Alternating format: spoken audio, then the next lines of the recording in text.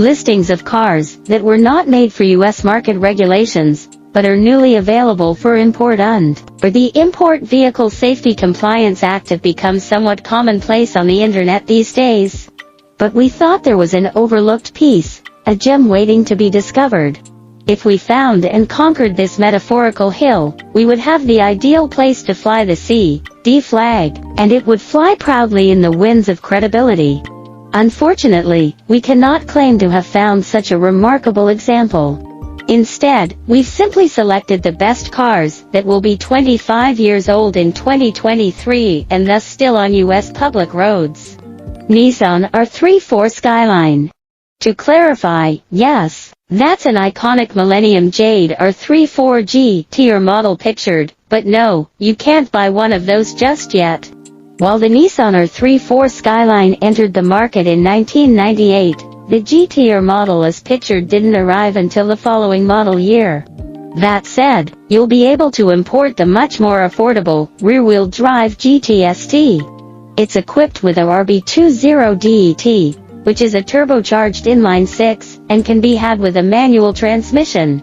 Compared to the GTR, it's technically the better option for those who enjoy kicking out the rear end of a car as easily and frequently as possible. Mitsubishi Lancer Evolution V. More commonly known as the Evo 5, this iteration of one of the most legendary rally motorsport superstars will finally be eligible for importation in 2023. Its turbocharged 2.0-liter four-banger was rated at about 280 horsepower, and was said to generate an equal amount of torque.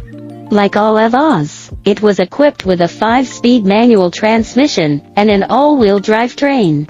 With WRC drivers Tommy Mkinen and Richard Byrne behind the wheel, the Evo 5 helped Mitsubishi earn its first and only Constructors' Championship. It secured 7 wins out of the 13 races it was used to compete in that season. Notably, the 5th-gen model was only produced for a single year, before being replaced by the subsequent Evo VI. If you're having a tough time finding a Mitsubishi Evolution V, you could also hunt for a Charisma GT Evo V, which was the moniker it used in European markets. Subaru Impreza ST22B. Ah, yes, the 22B. It's that Subaru. You know, the one that fetches well over $250,000 at auction. It's technically been eligible for importation under the show and display exemption. However, that rule restricts usage to 2,500 miles a year, not that anyone is likely to put more annual miles than that on such a car. For those who may not be familiar, Bring a Trailer saw one net over $300,000 last year.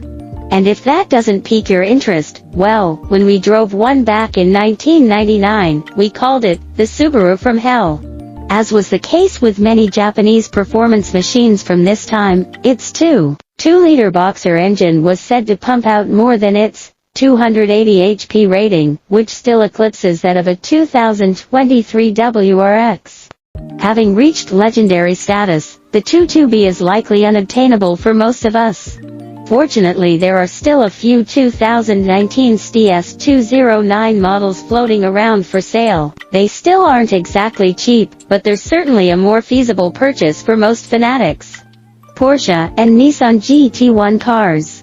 While you're likely to import one of these as you are a TV or Speed 12, we felt it's too cool to leave off the list. Behold the Nissan R390 GT1 road car, and Porsche 911 GT1 STRAE in VRSION. While both models were based on track-only GT1 variants, the Nissan was powered by a dual overhead cam V8 while the Porsche utilized a twin-turbocharged 3.2-liter flat-six engine. It's worth highlighting that production units of the Porsche actually exist, unlike the TVR and Nissan, which were technically never sold to the public.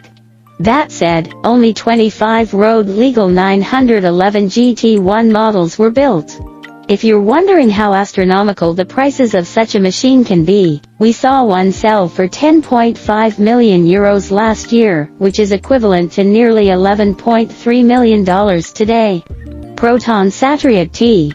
This little Malaysian hatchback caught our eye with its bolt-on fender flare styling. For those who don't know, Proton was the majority owner of Lotus from 1996 to 2017. And the Satria competed in the World Rally Championship like the Subaru WRX-T and Mitsubishi Evo.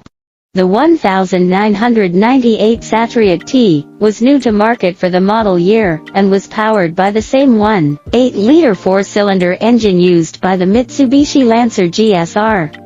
To be frank, we find the younger Satria Neo, which debuted in 2006, more aesthetically appealing. But the uniqueness of the Satria T certainly earns it some brownie points. Honda Accord Sur T. The Honda Accord Sur and Sur T are said to have hit the market for the 1997 model year, though they technically could have been imported starting last year. The reason we'd opt for the Sur T, rather than Sans T, comes down to one simple reason: it came with a manual transmission. That said, the non-T model is equipped with an automatic transmission that features a manual mode. While many vehicles have this feature today, it wasn't commonplace for a car built in the 90s. The transmission wasn't programmed to override driver inputs, meaning it would hold gears long enough to bounce off the rev limiter.